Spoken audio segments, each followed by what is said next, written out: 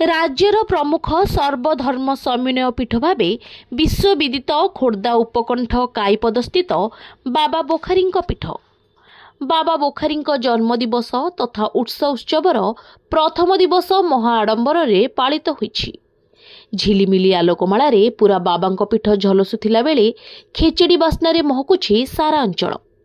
संध्यारू केवल जिला नुहे देश विदेशरू श्रद्धालुंक समागम देखिबाकू मिलिथिला बेले बाबांक उपरे चदर चढ़ाइबाकू श्रद्धालुंक मध्यरे बेस उत्कंठा।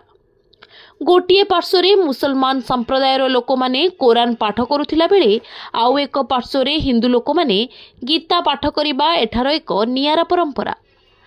प्राय संध्या 6:30 बोखारी उपरे मानसिकधारी भक्त माने चदर चढ़ाइबा देखा जाइथिला बेले रमजान रखिथिबा हजार हजार मुसलमान उपवास भांगिथिबा जणा जाइछि।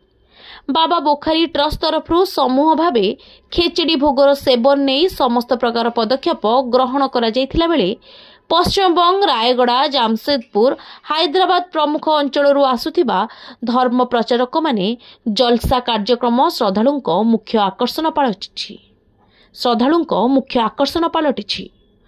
मंगलवार भोर प्राय 3टा समय बाबांक स्नान रीतिनीति अनुसार हेबाकू समस्त प्रकार प्रस्तुति चूड़ांत होइथिला बेले प्रतिवर्ष भली चलित वर्ष मध्य आरब देशरू आसुथिबा भक्तंकर चंदन अतर लागि नै समस्त प्रकार सुव्यवस्था करा जाइछि।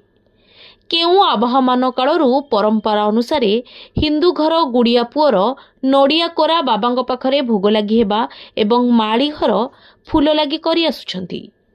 मुसलमान संप्रदायर मौलवी पूजक होइथिबा देखिबाकू मिलिछि।